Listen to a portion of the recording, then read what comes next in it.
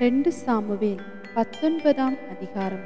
இதோ ராஜா அப்சலோமுக்கு ஆக அழுது புலம்புகிறார் என்று யோவாபுக்கு அறிவிக்கப்பட்ட போது, ராஜா தம்முடைய குமாரனுக்காக மனநொந்திருக்கிறார் என்று அன்றைய தினம் ஜனங்கள் கேள்விப்பட்டார்கள். அது நிமித்தம் அன்றைய தினம் அந்த ஜெயம் ஜனத்திற்கெல்லாம் துக்கமாய் மாறிற்று. யுத்தத்தில் முறிந்தோடுகிறதினால் வெட்கப்பட்டு திருட்டளவாய் வருகிறவர்கள் போல ஜனங்கள் அன்றைய தினம் திருட்டளவாய் பட்டணத்திற்குள் வந்தார்கள். ராஜா தன் முகத்தை மூடிக்கொண்டு மகா சத்தமாய், என் மகனாகிய அப்சலோமே, அப்சலோமாகிய என் மகனே, என் மகனே என்று அலறிக் கொண்டிருந்தான். அப்பொழுது யோவாப் வீட்டிற்குள்ளே ராஜாவினிடத்தில் போய், இன்று உம்முடைய ஜீவனையும் உம்முடைய குமாரர் குமார்த்திகளின் ஜீவனையும் உம்முடைய மனைவிகளின் ஜீவனையும் உம்முடைய மறுமனையாட்டிகளின் ஜீவனையும் தப்புவித்த உம்முடைய ஊழியக்காரர் எல்லாரின் முகத்தையும் வெட்கப்படுத்தினீர். இன்று நீர் உம்மை பகைக்கிறவர்களை சிநேகித்து உம்மை சிநேகித்தவர்களை பகைக்கிறீர் என்று விளங்குகிறது. அதிபதிகளும் சேவகரும் உமக்கு அற்பமானவர்கள் என்று இன்று விளங்க பண்ணுகிறீர். அப்சலோம் உயிரோடு இருந்து நாங்கள் அனைவரும் இன்று செத்து போனால் அப்பொழுது உம்முடைய பார்வைக்கு நலமாயிருக்கும் என்று இன்று அறிந்து கொண்டேன். இப்போதும் எழுந்திருந்து வெளியே வந்து உம்முடைய ஊழியக்காரரோடே அன்பாய் பேசும். நீர் வெளியே வராதிருந்தால் இன்று இரவு ஒருவரும் உம்மோடே தங்கியிருப்பதில்லை என்று கர்த்தர் மேல் ஆணையிடுகிறேன். அப்பொழுது உம்முடைய சிறு வயது முதல் இதுவரைக்கும் உமக்கு நேரிட்ட எல்லா தீமையை பார்க்கலும் அது உமக்கு அதிக தீமையாயிருக்கும் என்றான். அப்பொழுது ராஜா எழுந்து போய் ஒலிமுக வாசலில் உட்கார்ந்தான். இதோ ராஜா ஒலிமுக வாசலில் உட்கார்ந்திருக்கிறார் என்று சகல ஜனங்களுக்கும் அறிவிக்கப்பட்ட போது ஜனங்கள் எல்லாரும் ராஜாவுக்கு முன்பாக வந்தார்கள். இஸ்ரவேலரோவெனில் அவரவர் தங்கள் கூடாரங்களுக்கு ஓடிப்போனார்கள். இஸ்ரவேலுடைய சகல கோத்திரங்களிலும் உள்ள சகல ஜனங்களுக்குள்ளும் வாக்குவாதம் உண்டாகி, அவர்கள், ராஜா நம்முடைய சத்துருக்களின் கைக்கு நம்மை நீங்களாக்கிவிட்டார், அவர்தானே பெலிஸ்தியரின் கைக்கு நம்மை தப்புவித்தார். இப்போதோ அப்சலோமுக்கு தப்ப தேசத்தை விட்டு ஓடிப்போனார். நமக்கு ராஜாவாக அபிஷேகம் பண்ணி வைத்த அப்சலோம் யுத்தத்திலே செத்தான். இப்போதும் ராஜாவை திரும்ப அழைத்து வராமல் நீங்கள் சும்மா இருப்பானேன் என்று சொல்லிக் கொண்டார்கள்.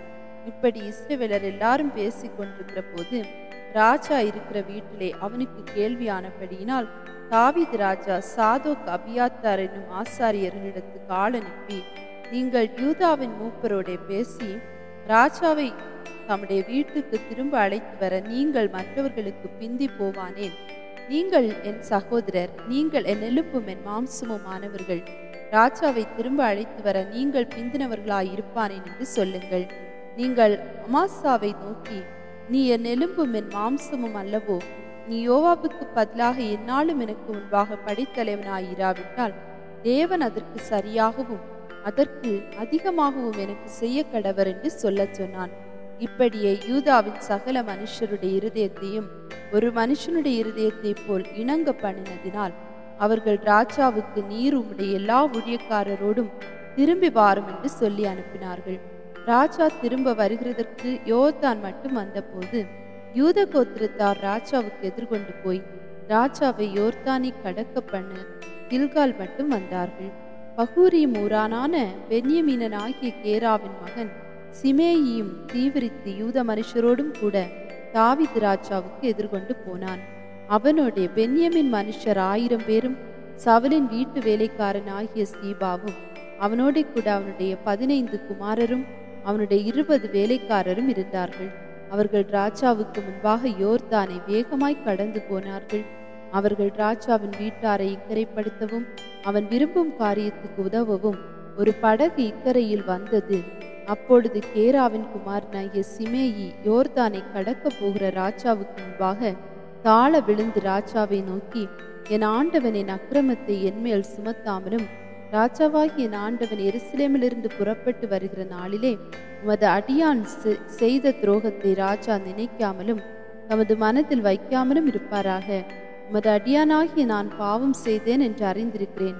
இப்போதும் இதோ ராஜாவாகிய என் ஆண்டவனுக்கு எதிர்கொண்டு வர யோசேப்பு வீட்டார் அனைவருக்கும் நான் இன்று முந்திக் கொண்டேன் என்றான். அப்பொழுது செரியாவின் குமாரனாகிய அபிசாய் பிரதித்திரமாக, கர்த்தர் அபிஷேகம் பண்ணினவரை சிமேயி தூஷித்தபடியினால் அவனை அதற்காக கொல்ல வேண்டாமா என்றான். அதற்கு தாவீது, செரியாவின் குமாரரே, இன்று நீங்கள் எனக்கு சத்துருக்களாகிறதற்கு எனக்கும் உங்களுக்கும் என்ன? இன்று இஸ்ரவேலில் ஒருவன் கொல்லப்படலாமா?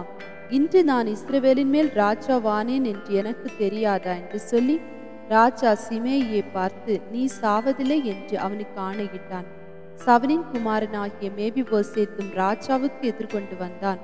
ராஜாயோ போன நாள் முதல் அவன் சமாதானத்தோடு திரும்பி வருகிற நாள் மட்டும் அவன் தன் கால்களை சுத்தம் பண்ணவும் இல்லை, தன் தாடியை சவரம் பண்ணவும் இல்லை, தன் வஸ்திரங்களை வெளுக்கவும் இல்லை. அவன் எருசலேமிலிருந்து ராஜாவுக்கு எதிர்கொண்டு வருகிற போது ராஜா அவனை பார்த்து, மேவிபோசேத்தே, நீ என்னோடு கூட வராமல் போனதென்ன என்று கேட்டான். அதற்கு அவன், ராஜாவாகிய என் ஆண்டவனே, என் வேலைக்காரன் என்னை மோசம் போக்கினான். உமது அடியானாகிய நான் முடவனானபடியினால் ஒரு கழுதையின் மேல் சேணம் வைத்து அதன் மேல் ஏறி ராஜாவுடைய கூட போகிறேன் என்று அடியேன் சொன்னேன். அவன் ராஜாவாகிய என் ஆண்டவனிடத்தில் உமது அடியான் மேல் வீண் பழி சொன்னான். ராஜாவாகிய என் ஆண்டவனோ தேவனுடைய தூதனைப் போல இருக்கிறார், உமது பார்வைக்கு நலமாய் தோன்றுகிறபடி செய்யும். ராஜாவாகிய என் ஆண்டவனுக்கு முன்பாக என் தகப்பன் வீட்டார் எல்லாரும் சாவுக்கு ஏதுவாய் இருந்தார்களே ஒழிய மற்றபடி அல்ல. ஆனாலும் உமது பந்தியில் சாப்பிடுகிறவர்களோடே உமது அடியேனை வைத்தீர். இன்னும் நான் ராஜாவிடத்தில் முறையிட இனி எனக்கு என்ன நியாயம் இருக்கிறது என்றான்.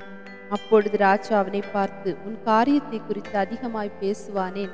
நீயும் சீபாவும் நிலத்தை பங்கிட்டுக் கொள்ளுங்கள் என்று நான் சொல்லுகிறேன் என்றான். அதற்கு மேவிபோசேத் ராஜாவை நோக்கி, ராஜாவாகிய என் ஆண்டவன் சமாதானத்தோடே தம்முடைய வீட்டிற்கு வந்திருக்கும் போது அவனே எல்லாவற்றையும் எடுத்துக்கொள்ளட்டும் என்றான். லேயாத்தியனாகிய பர்சிலாவும் ரோகியமிலிருந்து வந்து யோர்தான் மட்டும் ராஜாவை வழிவிட்டு அனுப்ப அவனோடே கூட யோர்தானின் துறை மட்டும் கடந்து வந்தான். பர்சிலா 80 வயது சென்ற கிழவனாயிருந்தான். ராஜா மகனாயிருந்தே தங்கியிருக்கும் மட்டும் அவனை பராமரித்து வந்தான். அவன் மகா பெரிய மனுஷனாயிருந்தான். ராஜா பர்சிலாவை நோக்கி, நீ என்னோடே கூட கடந்து வா, எருசலேமிலே உன்னை என்னிடத்தில் வைத்து பராமரிப்பேன் என்றான். பர்சிலா ராஜாவை பார்த்து, நான் ராஜாவோடு கூட எருசலேமுக்கு வர நான் இன்னும் உயிரோடு இருக்கும் ஆயுசின் நாட்களே மாத்திரம். இப்பொழுது நான் 80 வயதுள்ளவன். இனி நலமானது இன்னதென்றும் தீதானது இன்னதென்றும் எனக்கு தெரியுமோ? ருசிக்கிறதும் குடிக்கிறதும் அது அடியேனுக்கு ருசிகரமாய் இருக்குமோ? சங்கீதக்காரர் சங்கீதக்காரிகளுடைய சத்தத்தை இனி கேட்க கூடுமோ? உமது அடியானாகிய நான் இனி ராஜாவாகிய ஆண்டவனுக்கு பாரமாய் இருக்க வேண்டியதென்ன? அடியேன் கொஞ்ச தூரம் யோர்தான் மட்டும் ராஜாவோட கூட வருவேன். அதற்கு ராஜா, இவ்வளவு பெரிய உபகாரத்தை எனக்கு செய்ய வேண்டியதென்ன? நான் என் ஊரிலே மரித்து என் தாய் தகப்பன்மார் கல்லறையிலே அடக்கம் பண்ணப்படும்படிக்கு அடியான் திரும்பி போகட்டும். ஆனாலும் இதோ உமது அடியானாகிய கிம்காம் ராஜாவாகிய என் ஆண்டவனோடே கூட வருவான். அம்முடைய பார்வைக்கு நலமானபடி அவனுக்கு செய்யும் என்றான். அப்பொழுது ராஜா, கிம்காம் என்னோடே கூட வரட்டும், உன் பார்வைக்கு நலமானபடி நான் அவனுக்கு நடப்பித்து நீ என்னிடத்தில் வேண்டிக் கொள்வதையெல்லாம் நான் உனக்கு செய்வேன் என்றான். ஜனங்கள் எல்லாரும் யோர்தானை கடந்த போது ராஜா பர்சிலாவை முத்தமிட்டு அவனை ஆசீர்வதித்து தானும் கடந்து போனான். அவனோ தன்னிடத்திற்கு திரும்பி போய்விட்டான். ராஜா கடந்து கில்கால் மட்டும் போனான். கிம்காம் அவனோட கூட கடந்து வந்தான். யூத ஜனம் அனைத்தும் இஸ்ரவேலின் பாதி ஜனமும் ராஜாவை இக்கரைப்படுத்தி வந்த பின்பு இதோ இஸ்ரவேல் மனுஷர் எல்லாரும் ராஜாவினிடத்தில் வந்து ராஜாவை நோக்கி, எங்கள் சகோதரராகிய யூத மனுஷர் திருட்டளவாய் உம்மை அழைத்து வந்து ராஜாவையும் அவர் வீட்டாரையும் அவரோட கூட இருக்கிற தாவீதின் மனுஷர் அனைவரையும் யோர்தானை கடக்க பண்ணது என்ன என்றார்கள். அப்பொழுது யூதா மனுஷர் எல்லாரும் இஸ்ரவேல் மனுஷருக்கு பிரதியுத்தரமாக, ராஜா எங்களை சேர்ந்தவரானபடியினால் இதை செய்தோம். இதற்காக நீங்கள் கோபிப்பானேன்? நாங்கள் ராஜாவின் கையில் ஏதாகிலும் வாங்கி தின்றோமா? உங்களுக்கு வெகுமானம் கொடுக்கப்பட்டதோ என்றார்கள். இஸ்ரவேல் மனுஷரோ யூத மனுஷருக்கு பிரதியுத்தரமாக, ராஜாவினிடத்தில் எங்களுக்கு 10 பங்கு இருக்கிறது. உங்களை பார்க்கலும் எங்களுக்கு தாவீதினிடத்தில் அதிக உரிமை உண்டு.